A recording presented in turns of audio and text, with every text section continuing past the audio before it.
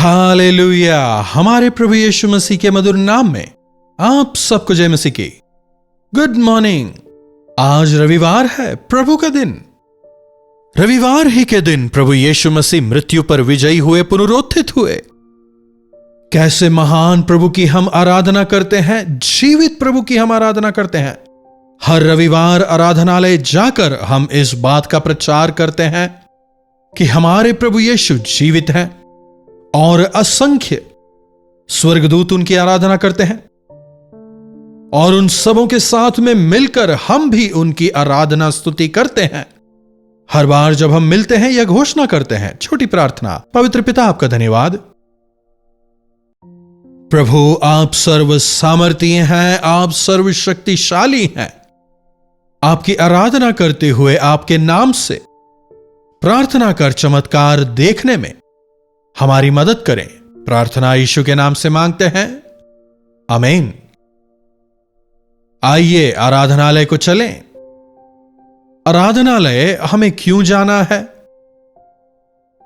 देखिए यीशु मसीह क्या कह रहे हैं। मरकुस रचित सुसमाचार उसका 11वां अध्याय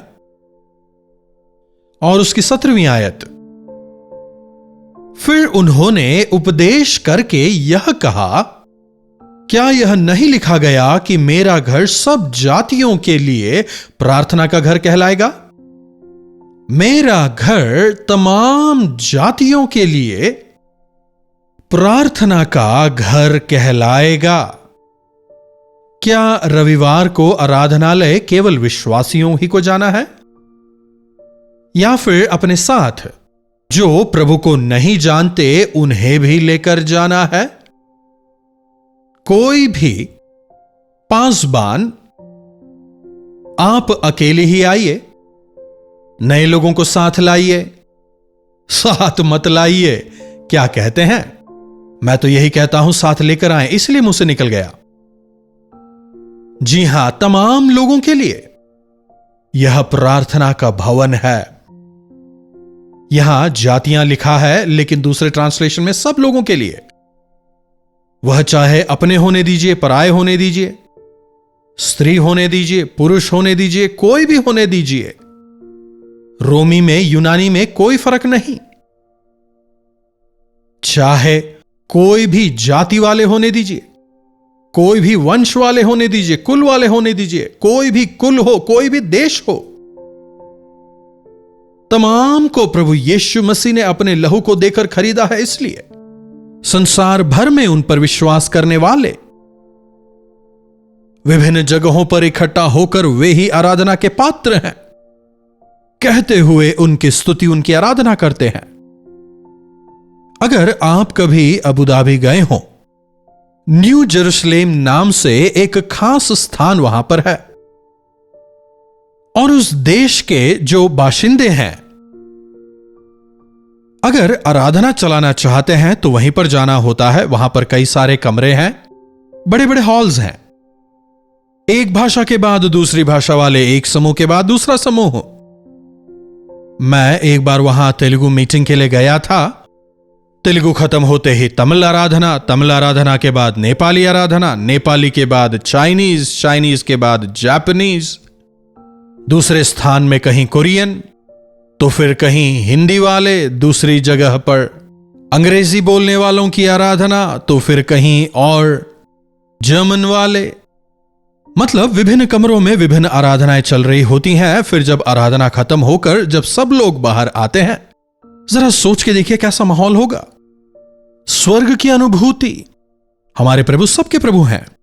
प्रकाशित वाक्य की पुस्तक में अगर देखें, प्रभु ने हमारे लिए अपने लहू को बहाया है।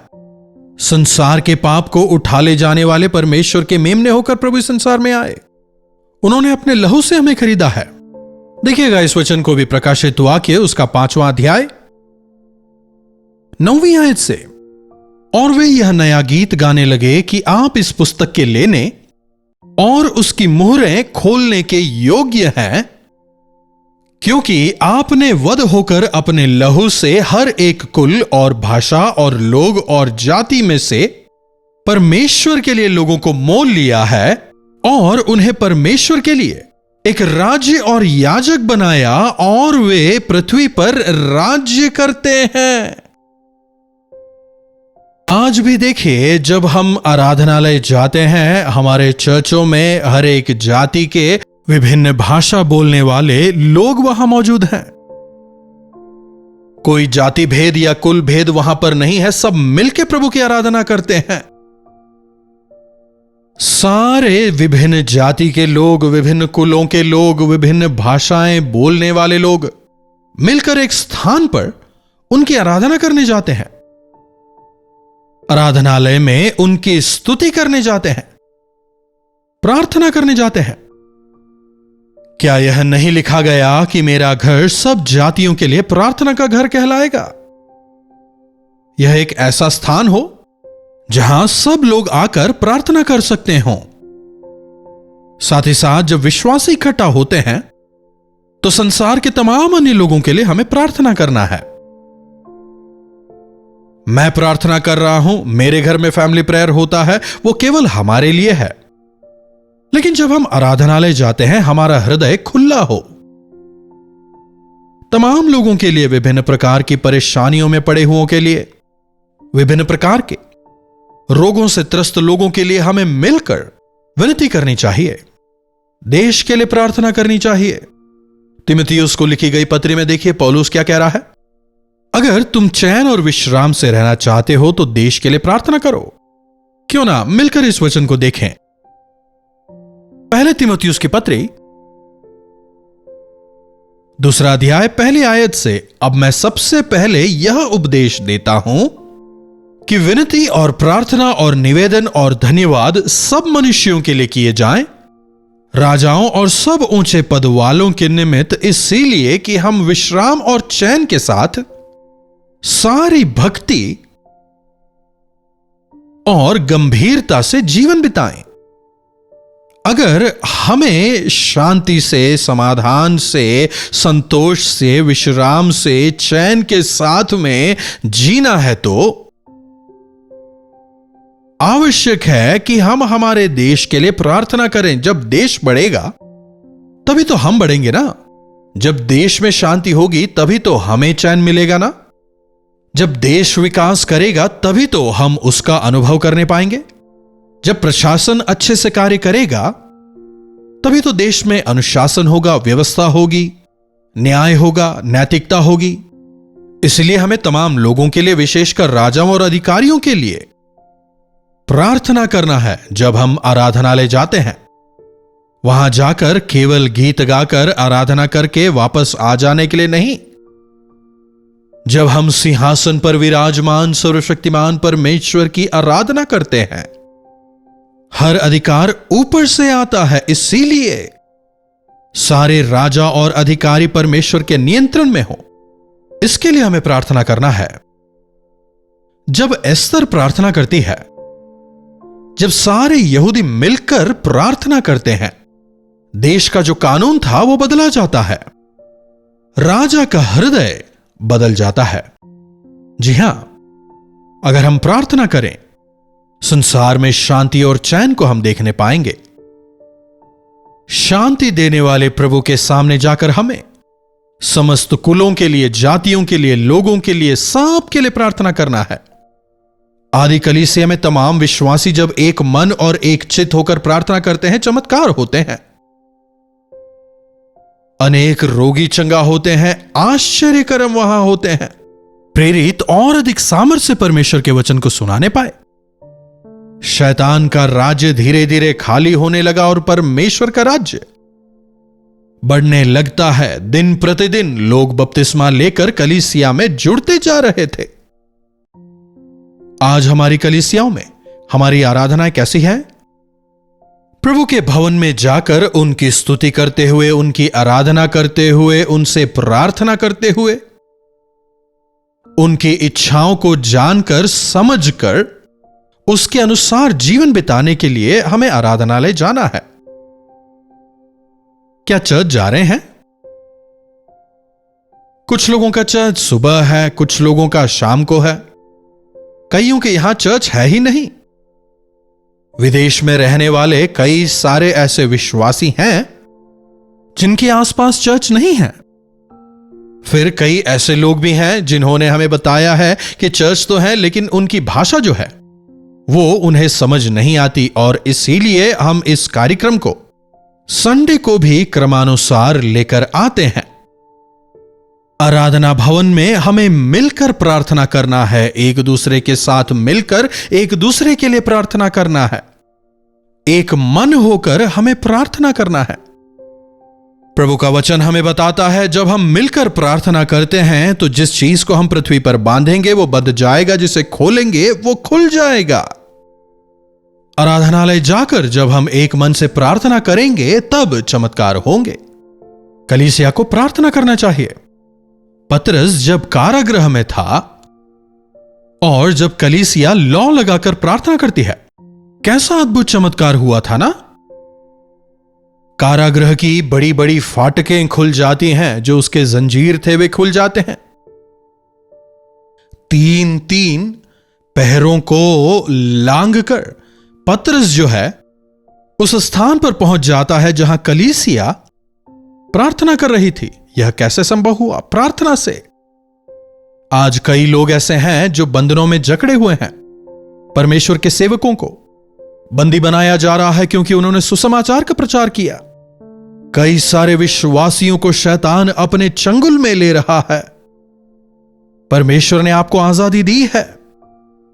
प्रभु के आराधनालय जाकर एक मन होकर, एक चित्त होकर जब आप प्रार्थना करेंगे चमत्कार होंगे। जब हम खतरों को आते हुए देखते हैं,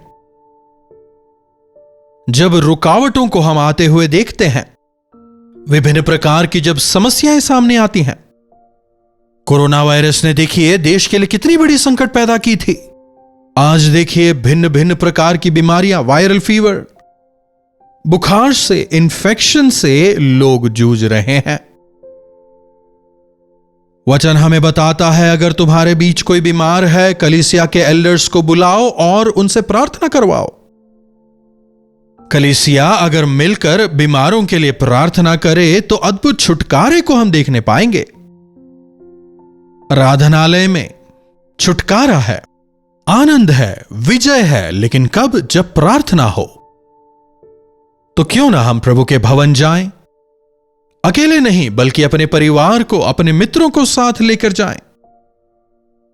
वहां जाकर परमेश्वर के वचनों को सुने और उन वचनों को थामकर उसके अनुसार जीवन बिताएं। जीविते परमेश्वर को तलाशते तलाशते कई सारे ऐसे लोग हैं जो थक हार गए हैं। ऐसे लोगों को अगर हम जीवित और सच्चे परमेश्वर के वचन सुनाएं तो वे शैतान के चंगुल से बचाए जाएंगे। अगर एक आत्मा को भी हम प्रभु के लिए जीतने पाए तो उसके फल को पाएंगे। जी हां, कलीसिया को आत्माओं को बचाने में अग्रणी होना होगा। घुटनों पर आकर एकजुट होकर प्रार्थना करना होगा। तो आइए प्रभु के भवन को चलें, प्रार्थना करें। आराधना के बाद हो, आराधना के पहले हो, भाई मिलकर, बहनें मिलकर, टीम होकर मिलकर प्रार्थना करें। चमत्कार अवश्य देखेंगे। प्रार्थना। महापवित्र पिता परमेश्वर, प्रभु एक बार फिर से आपके वचनों के लिए हम आपके शुक्रगुजार हैं। एक और रविवार का दिन आपने हमें दिखाया। आज के इस दिन के महत्व को समझते हुए प्रभु आपके आराधनालय जाकर एकजुट होकर, एक मन होकर प्रार्थना करने में और प्रार्थना के सामर्थ्य का अनुभव करने में और उस सामर्थ्य में जीवन बिताने में हमारी मदद करें। यीशु के नाम से प्रार्थना मांगते हैं, आमीन। अब हमारे पिता परमेश्वर का प्रेम, प्रभु यीशु मसीह का अनुग्रह, पवित्र आत्मा की संगति और सहभागिता हमें से प्रत्येक के साथ आज, कल और सर्वदा बनी रहे, आमीन। प्रभु परमेश्वर की महिमा हो। अपने प्रार्थना विषयों को आप हमें 9884907779 पर व्हाट्सएप, वॉइस मैसेज या फिर टेक्स्ट के जरिए भेजें। हम आपके लिए प्रार्थना करेंगे। आप भी लगातार प्रार्थना करते रहें। प्रभु अवश्य आपके जीवनों में चमत्कार करेंगे। इन्हीं वचनों के साथ आज मैं आपसे विदा लेना चाहूंगा। प्रभु आप सबों को आशीष दें। कल्वरी दर्शन, ये है प्रेम के दर्शन, यीशु प्रेम के दर्शन। कल्वरी दर्शन,